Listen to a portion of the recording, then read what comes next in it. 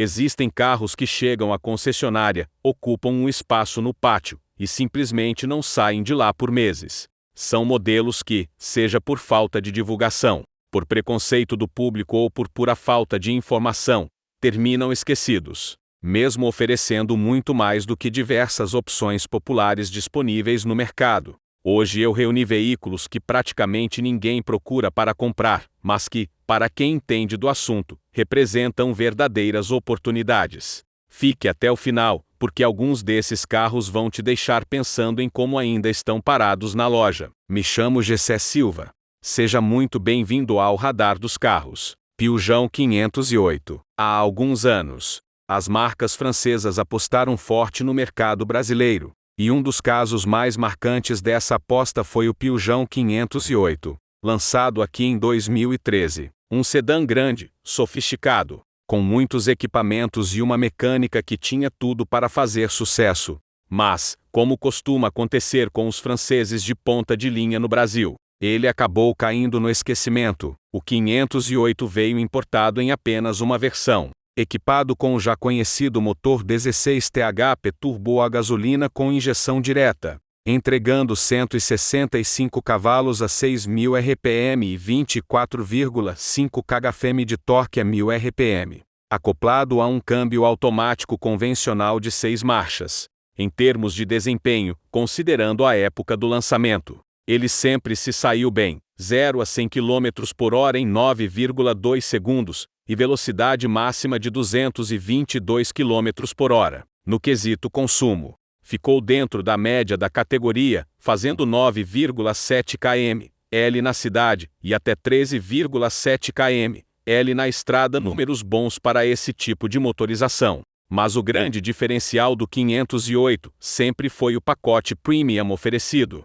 especialmente em tecnologia e equipamentos, bancos em couro com ajustes elétricos para motorista e passageiro, ar-condicionado digital automático de 4 zonas, teto solar, central multimídia, som premium da JBL, faróis de xenônio direcionais, piloto automático adaptativo, chave presencial com acionamento por botão, sensor de ponto cego e um acabamento realmente impecável. O porta-malas tem bons 473 litros, e o espaço interno é excelente, com um nível de conforto digno de sedã executivo. O problema é simples: o brasileiro nunca topou pagar preço de carro de luxo em um francês. O 508 ficou parado nas lojas desde o lançamento, com vendas muito baixas. E como foi comercializado oficialmente por apenas um ano, a disponibilidade de peças no país ficou limitada, o que afasta ainda mais o comprador comum. Hoje você encontra um 508 desses entre R$50 mil e R$60 mil,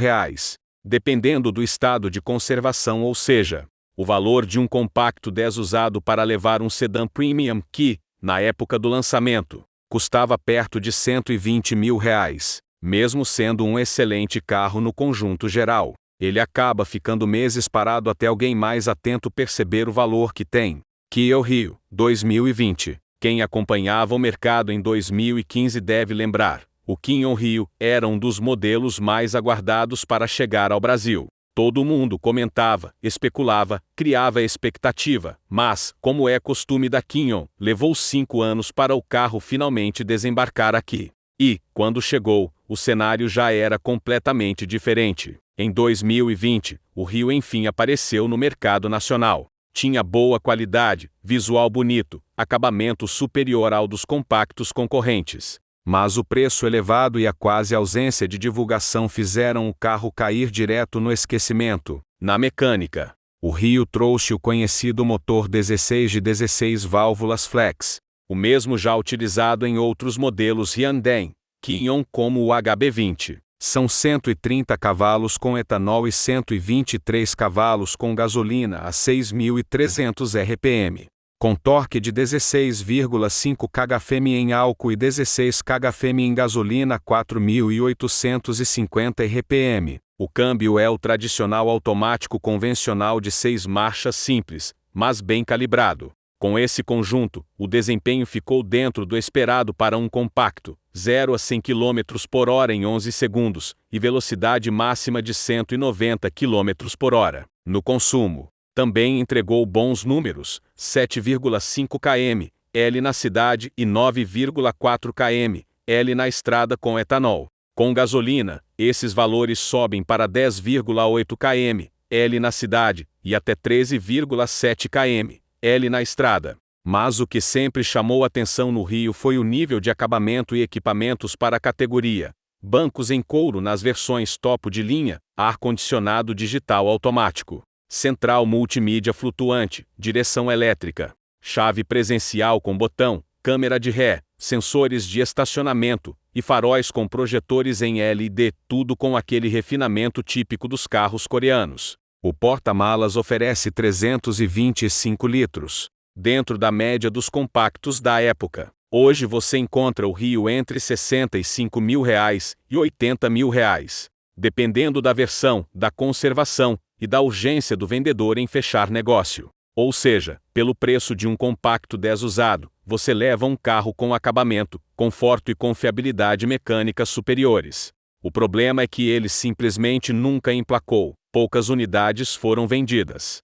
A baixa oferta de peças específicas, e é um modelo que praticamente ninguém procura nas lojas, mesmo sendo, na prática, uma excelente compra racional. BYD-10, 2022. Em 2022, a BYD decidiu entrar no mercado brasileiro de carros de passeio e, para abrir caminho, trouxe o TAN, um SUV grande, 100% elétrico, muito bem equipado, com espaço para 7 ocupantes e potência de sobra, digna de um esportivo. No papel, parecia ter tudo para dar certo, mas na prática se tornou um dos SUVs mais parados do mercado. O grande obstáculo foi o conjunto, marca recém-chegada ao Brasil.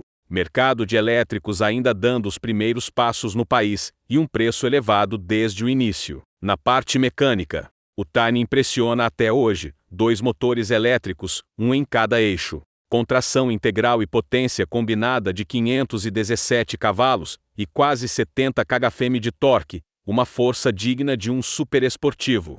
No desempenho, ele surpreende positivamente, 0 a 100 km por hora em 4,6 segundos, e velocidade máxima de 186 km por hora, números impressionantes para um SUV desse porte. A autonomia também não decepciona, até 437 km segundo a própria BYD. Em uma estimativa otimista, Painel digital, o pacote central de multimídia equipamentos rotativa, é digno de um piloto automático SUV premium de adaptativa. verdade. Bancos em couro Napa, teto solar panorâmico, sistema de som premium, painel digital, central multimídia giratória, piloto automático adaptativo, alerta de ponto cego, câmera 360, carregador por indução, frenagem automática e muito mais. O porta-malas oferece 235 litros com 7 lugares em uso, podendo superar 900 litros com a terceira fileira de bancos rebatida. Hoje, um BYD TAN 2022 aparece no mercado de usados por cerca de R$ 350 mil a R$ 380 mil.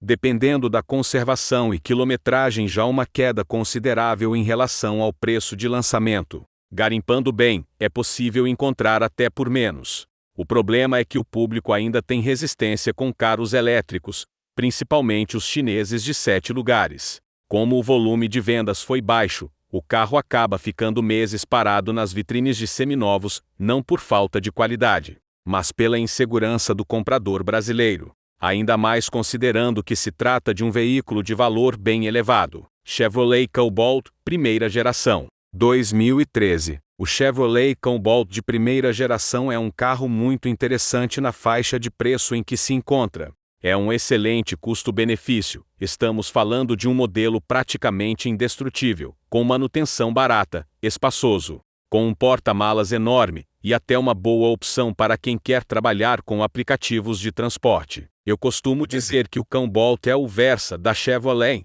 O design não conquista todo mundo, mas ele tem muitos pontos positivos que valem a consideração, como espaço interno, confiabilidade mecânica, boa revenda e custo de manutenção até mais barato que o do Versa, por ser uma mecânica GM antiga e bastante popular. As peças são fáceis de encontrar e baratas, além de qualquer mecânico saber trabalhar nela. O Cobalt teve 2 opções de motor: 14 e 18 e aqui vou focar na versão de motor maior, já que oferece desempenho um pouco superior com consumo praticamente equivalente. Tanto a versão LT quanto a LTZ ofereciam câmbio automático, e essa opção costuma agradar bastante, sendo um câmbio confiável e de bom funcionamento. Vale destacar que a versão LTZ já vem bem completa: freios ABS, airbags frontais, bancos em couro, multimídia Mi-Link, computador de bordo, piloto automático, volante multifuncional, vidros, travas e retrovisores elétricos, sensores de estacionamento traseiro, entre outros itens. Um carro bem equipado para um compacto. Na motorização, ele conta com o motor 18 GM da família 1 Flex, com 108 cavalos em etanol e 106 cavalos em gasolina 5.400 RPM, torque de 17,1 kgfm em etanol e 16,4 kgfm em gasolina a 3.200 RPM. Tem duas opções de câmbio: manual de 5 marchas ou automático de 6 marchas. Com esse conjunto, faz 0 a 100 km por hora em 10,5 segundos e atinge 170 km por hora de velocidade máxima. O consumo não é dos melhores da categoria. Cerca de 7 km, L com etanol e 9,2 km, L com gasolina na cidade. Na estrada, sobe para 9,7 km, L com etanol e até 13 km, L com gasolina. Em compensação, o espaço interno é generoso, com porta-malas de 563 litros maior até que vários SUVs grandes. É um carro família, espaçoso, com um porta-malas gigantesco, manutenção barata e muita confiabilidade, ideal para rodar do ponto A ao ponto B sem dor de cabeça. Um Chevrolet Cobalt 18 de 2013 custa, em média, entre R$ 35.000 e R$ 45.000.